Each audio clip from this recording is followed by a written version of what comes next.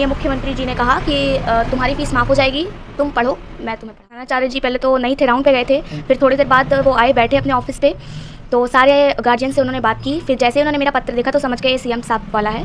फिर वो उठ के कि आप जनता दरबार में कैसे गए? जनता दरबार में आपको नहीं जाना चाहिए, आपने मेरे स्कूल की छवि खराब कर दी और मेरे यहाँ ऐसी कोई सुविधा नहीं है कि आपके बच्चे की फीस माफ़ की जाए और आप इतने बड़े मकान में रहते हैं। मैंने कहा सर बाप दादाओं का दिया। दो अलग अलग मुख्यमंत्री योगी आदित्यनाथ की जनता दरबार से तस्वीरें वायरल होती हैं।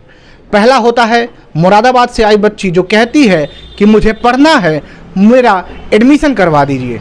मुख्यमंत्री योगी आदित्यनाथ ने तत्काल फरमान अधिकारियों को दिया और 3 घंटे के अंदर मुरादाबाद के सबसे महंगे स्कूल में बच्चे का दाखिला हो जाता है। तो दूसरी तस्वीर गोरखपुर के जनता दरबार से आती है, जहां पर रहने वाली पंखुड़ी त्रिपाठी मुख्यमंत्री योगी आदित्यनाथ की जनता दरबार में पहुंचती है और कहती है कि महाराज जी मुझे पढ़ना है। तो उधर से जवाब आता है, मुख्यमंत्री योगी आदित्यनाथ कहते हैं कि तुम पढ़ो बेटा, हम पढ़ाएंगे, चिंता मत करो। लेकिन दूसरी तरफ एक तस्वीर आई जिसने पूरे उत्तर प्रदेश को इस समय झकझोर कर रख दिया है। मुख्यमंत्री योगी आदित्यनाथ के फरमान के बाद भी विद्यालय प्रशासन का कहना था कि हम आपको इस विद्यालय में फीस माफी के तहत नहीं दाखिला ले पाएंगे। फिलहाल वो बच्ची भी हमारे साथ मौजूद है, उनके पिता भी मौजूद हैं। पहले हम बच्ची से जान लेते हैं, फिर पिता के पास आएंगे। क्या नाम है बेटा? पंखुड़ी त्रिपाठी, किस क्लास में आप पढ़ते हो? मेरा नाम पंखुड़ी त्रिपाठी है, मैं 7th B में पढ़ती हूँ। विद्यालय में क्या कहा गया था? परीक्षा देने जब आप गई तो फीस की वजह से आपको रोका गया था? हाँ, मुझे मेरे टीचर ने कहा कि फ़ीस सबमिट कर दो तो तुम्हें पेपर देने दिया जाएगा। अच्छा, जनता दरबार में गई थी तो क्या कुछ आपने मुख्यमंत्री जी से, महाराज जी से कहा था? मैं एक अनुरोध पत्र ले गई थी, वो पत्र मैंने उन्हें दिया तो उन्होंने कहा क्या समस्या है। मैंने कहा सर समस्या ये है कि मेरे पापा का पैर का फ्रैक्चर हुआ है, मम्मा शॉप पे काम करती हैं, भैया को पढ़ाती हैं और मुझे पढ़ने के लिए मैं चाहती हूँ कि आप मेरी सहायता करें। क्या कहा था मुख्यमंत्री ने? फिर माननीय मुख्यमंत्री जी ने कहा कि तुम्हारी फीस माफ़ हो जाएगी, तुम पढ़ो, मैं तुम्हें पढ़ाऊँगा।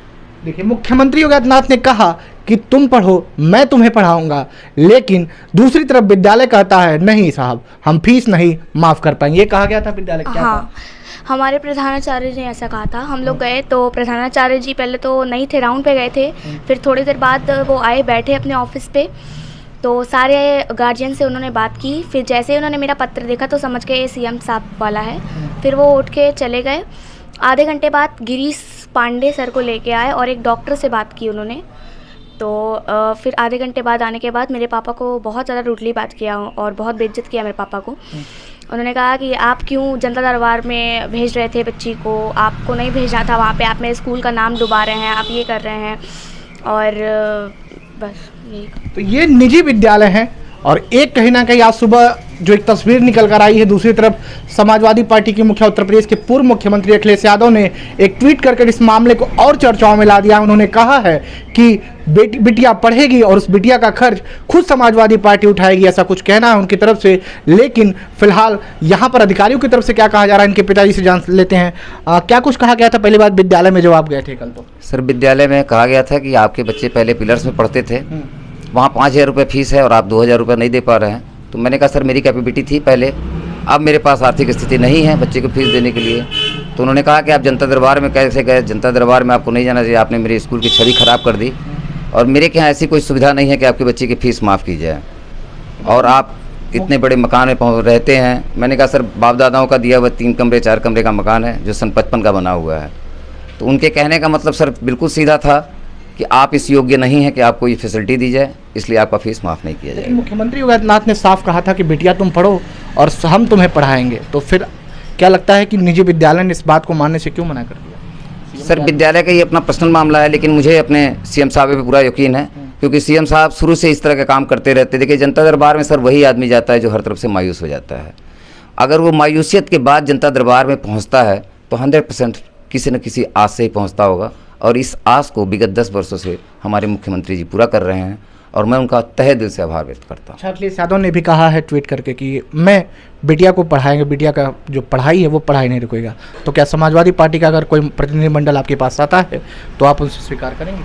सर स्वीकार की बात तो तब होती है जब हम मुख्यमंत्री जी से हार जाएं। अगर मुख्यमंत्री जी ने मेरे कह दिया है और मुख्यमंत्री जी सारा काम मेरा करा रहे थे तो मुझे नहीं समझते हैं कि मेरे को किसी दूसरे का सपोर्ट की ज़रूरत है। हाँ, अगर मुख्यमंत्री जी हाथ खड़ी कर लेते हैं तो मैं किसी अन्य पार्टियों से सपोर्ट लेने के लिए मजबूर हूँगा। लेकिन अभी मुख्यमंत्री योगी आदित्यनाथ पर पूरा भरोसा है आपको? बिल्कुल सर, बिल्कुल 100% वो मेरा काम कर देंगे और मेरा काम हो भी गया है। अभी मेरे पास डीएस ऑफिस से फ़ोन आया था कि आपका एडमिशन हो गया है, कल आप स्कूल चले जाइएगा।